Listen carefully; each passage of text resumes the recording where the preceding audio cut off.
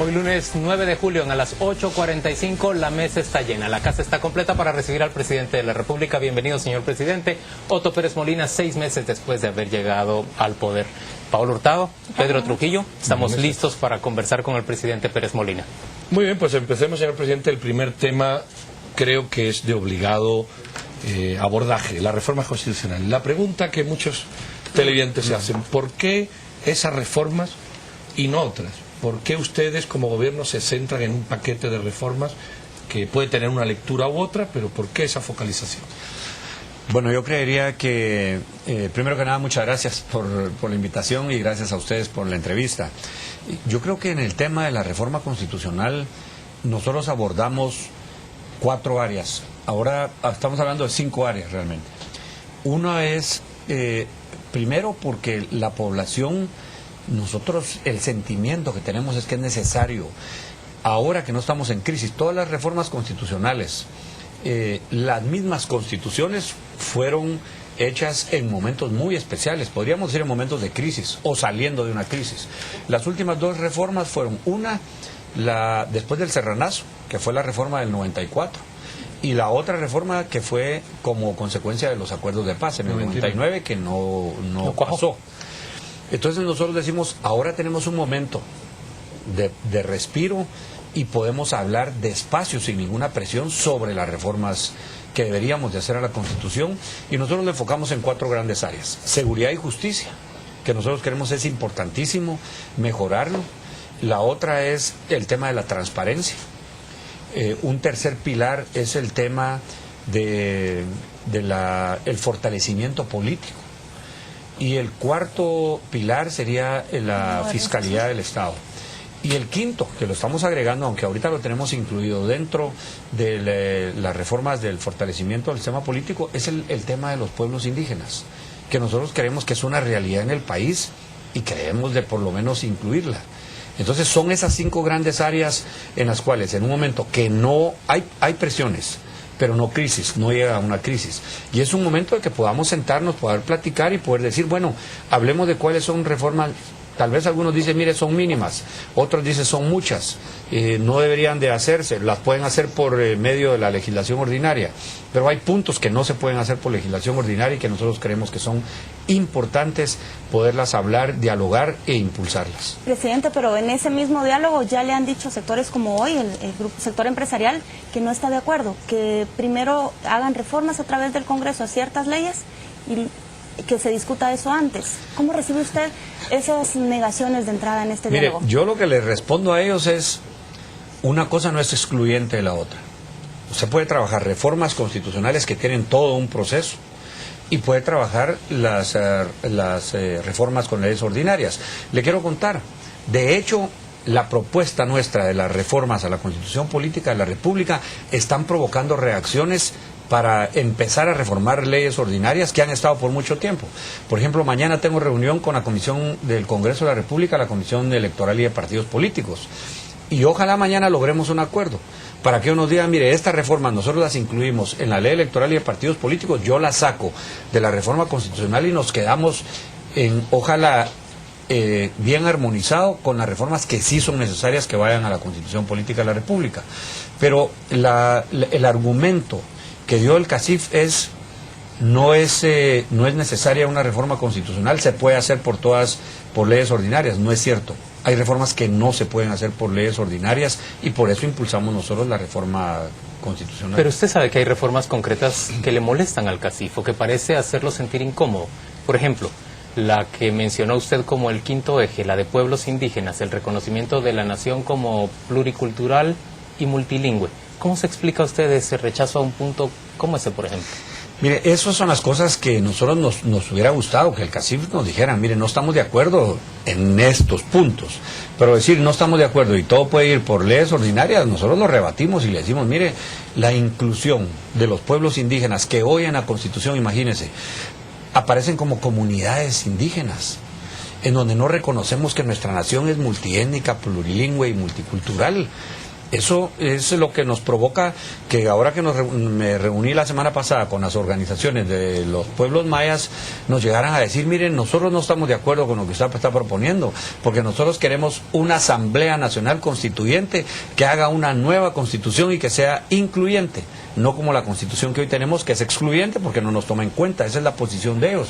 Y les dijimos, mire, vamos a dar pasos y demos pasos, si quieren pequeños, pero que sean pasos sólidos para realmente hacer una constitución más incluyente. Vendrá después otra reforma, ojalá más adelante, con más madurez, con más tiempo, en otro momento que permita ir haciendo otro tipo de reformas. Pero lo que no podemos hacer es, en este caso, si a ellos les molesta decir que queremos reconocer a los pueblos indígenas, es voltearle la espalda a la realidad, Juan Luis, y nosotros aquí de verdad no podemos hacer reformas y decir, mire, esto de los pueblos indígenas no lo vamos a tomar en cuenta. Sería irresponsable. Hablando de oposición, en el Congreso es presumible que haya partidos políticos, yo voy a dar los nombres, Líder, UNE, URNG, que se opongan o que discutan o que ralenticen los procesos de discusión, como ya hemos visto en algunos.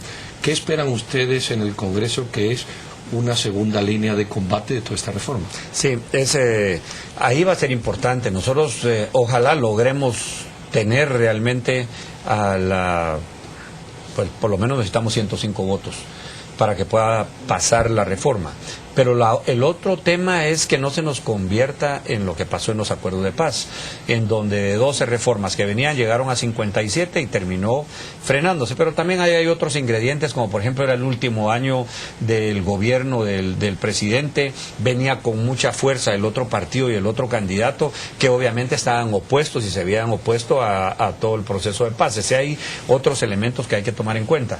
Pero nosotros creeríamos que ojalá logremos un acuerdo que sea lo más amplio posible y que en el Congreso pues tienen la última palabra, pero que ojalá sean los menos cambios posibles para que pueda continuar sobre los 5 pilares que nosotros estamos proponiendo. Presidente, y la última palabra suya, la del Ejecutivo, ¿hasta cuándo están ustedes dispuestos a llevar o intentar llevar esta reforma? ¿Cuál es su fecha o momento límite para que usted sepa si van a lanzarla o no? Bueno, nosotros de hecho sí estamos dispuestos a lanzarla, es decir, nosotros no estamos ahorita haciendo esto como una prueba para ver hasta dónde. La disposición es, vamos con las reformas. Por supuesto, es la parte que a mí me corresponde como ejecutivo. Luego tiene que entrar el otro organismo que nosotros vamos a hacer nuestro mejor esfuerzo y le vamos a pedir a las diferentes bancadas que se pueda tratar el tema y que finalmente llegue a la tercera fase, que es la aprobación a través de la consulta popular. Pero la disposición en este caso del Ejecutivo es sí avanzar y sí ir con la reforma. Es decir, no, en este caso ya no vamos a decir nosotros tenemos un plan B y el plan B es retirarlas. Aquí no tenemos plan B. Aquí la población en este sentido es la que tiene la última palabra, decir sí o no. Pero nosotros vamos con la reforma. Pero antes de darle la palabra a Juan Luis, la población tiene muchas dudas de qué tanto pueden tergiversar esas propuestas que haga el Ejecutivo al momento de llegar al Congreso y que al llegar a la consulta popular sea algo totalmente distinto a lo que se consensó con las organizaciones. Bueno, ahí y los sectores. Sí podría haber una situación. Es decir, nosotros vamos con una propuesta.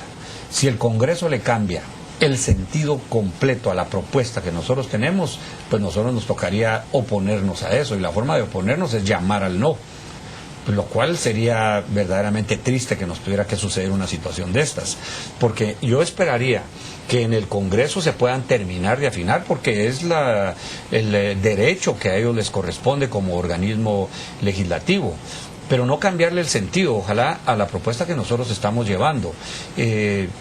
No sé cuántos cambios ni en qué forma podrán darse, por supuesto va a generar una gran discusión en el Congreso de la República, pero esperaríamos finalmente que vayan en la misma línea, aún con los cambios que se tengan que hacer, pero que eso nos permita mantener el sentido de la modernidad que nosotros estamos buscando y que de ahí pasar a la consulta popular. Presidente, usted nos ha dicho ya que esta es una reforma constitucional que se propone cuando no estamos en medio de una crisis.